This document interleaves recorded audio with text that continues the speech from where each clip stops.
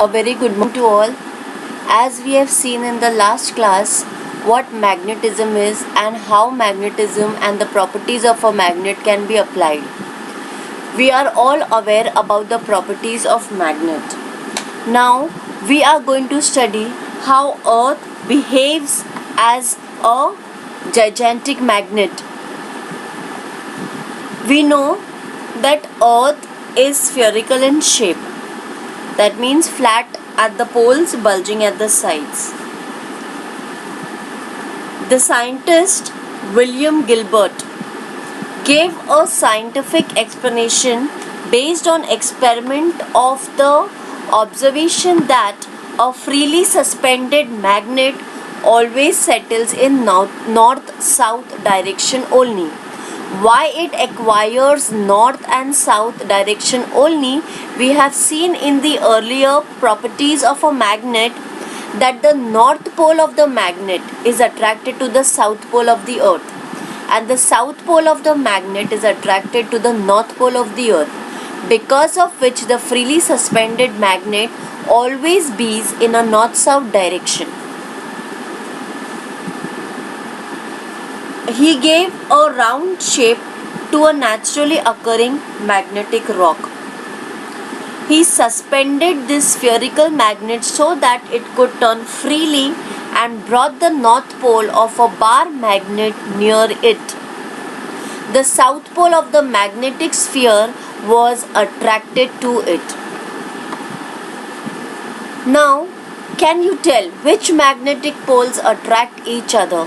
As we have studied in the properties of magnet, unlike poles, that is north-south, south-north, attracts each other. Because they are unlike, they attract each other.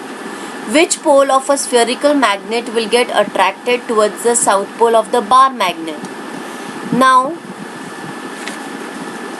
which pole of the magnet will get attracted? North pole of the spherical magnet will get attracted towards the south pole of the bar magnet, because north-south attract each other.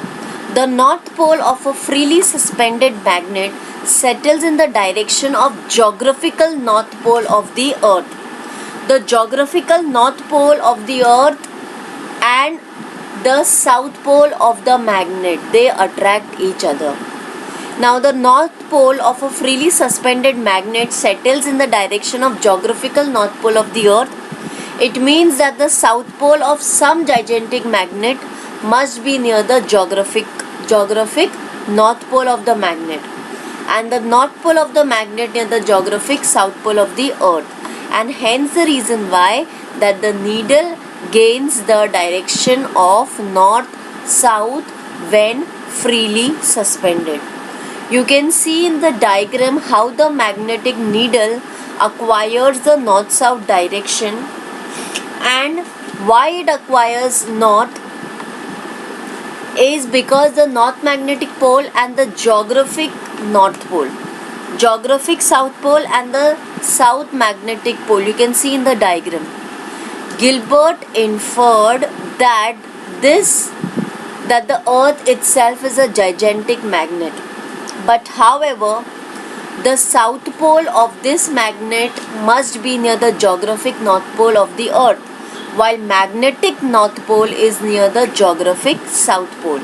And because of that unlike attraction, we have a suspended bar magnet in north-south direction. Now use your brain power.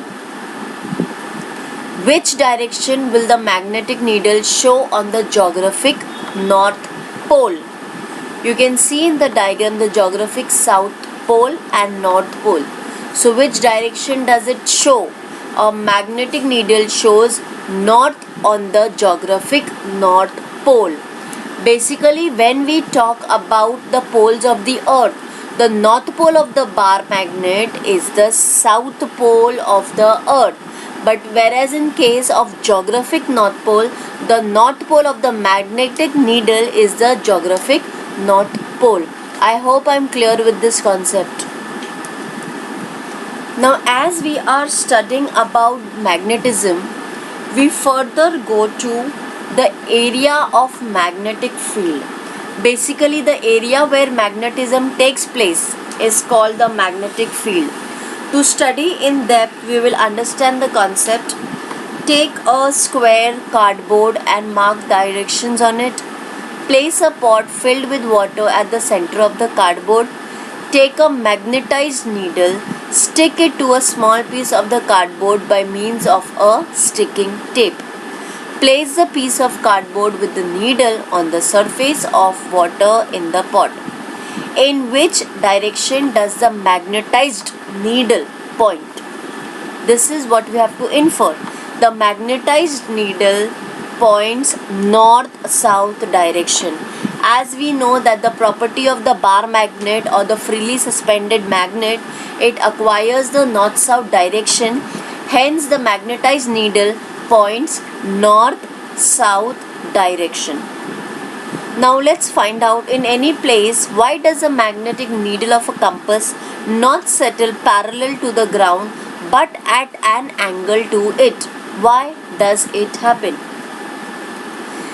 Now it happens because since the magnetic poles of the earth do not coincide, that is, do not meet with the geographic poles, the magnetic poles of the magnet and the geographic poles do not meet.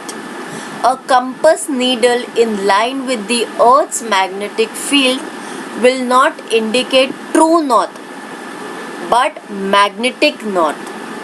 Hence, it will not settle parallel to the ground, but it makes an angle to it.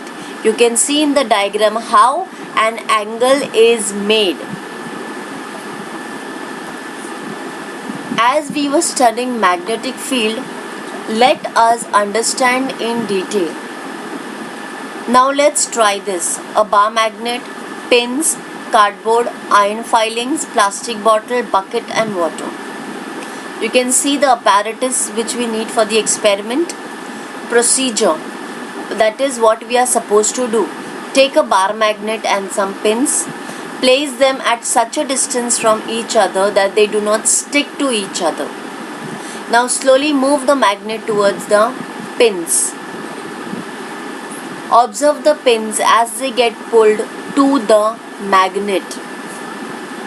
The magnet attracts the needles from afar.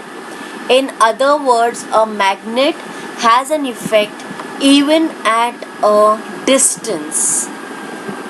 So what we are trying to say by this experiment is the magnetic field. Another example. Take a small cardboard. Place a bar magnet at its center. Sprinkle iron filings on the cardboard around the magnet. Tap the cardboard gently. Observe the iron filings. What is the inference from the above experiments? Meaning, what do we conclude after doing the experiments? We conclude is the lines formed by iron filings. The lines formed by the iron filings going from one end of the bar magnet to the other. These are magnetic lines of force. It shows the magnetic field of a magnet. From these, which we can infer that the region around a magnet where the magnetic force acts on an object is called a magnetic field. The intensity of a magnetic field is low where the lines of force are sparse, that means weak, and the intensity is high where the lines of force are concentrated, that means strong. The British researcher Michael Faraday named these lines going from one end of the bar magnet to the other as magnetic lines of force. The region around a magnet where the magnetic force acts on the object is called magnetic field. The magnetic field around a magnet can be shown by means of magnetic lines of force. The intensity of magnetic field at a place can be gauged by the number of lines of force that pass through unit area at that place perpendicular to that area. So we can measure the lines of force and how strong the magnet is based on its perpendicularity. Michael Faraday imagined that there might be invisible lines of force going from one pole of a magnet to the other. You can see in the diagram, and the magnetic attraction or repulsion might be taking place through the medium of these lines of force. If Faraday's idea is accepted, the intensity of magnetic field can be obtained from the number of lines of force as explained above. The intensity of a magnetic field is low where the lines of force are sparse, and the intensity is high when the lines of force are concentrated. You can see the low area and the high area of magnetic field. Use your brain power. Is magnetic force a vector or a scalar quantity? Magnetic force is a vector quantity because it acts in a direction. Vectors are those quantities which require number as well as direction. Magnetic force can be applied and used and calculated on the basis of direction. Hence, magnetic force is a vector quantity. Thank you.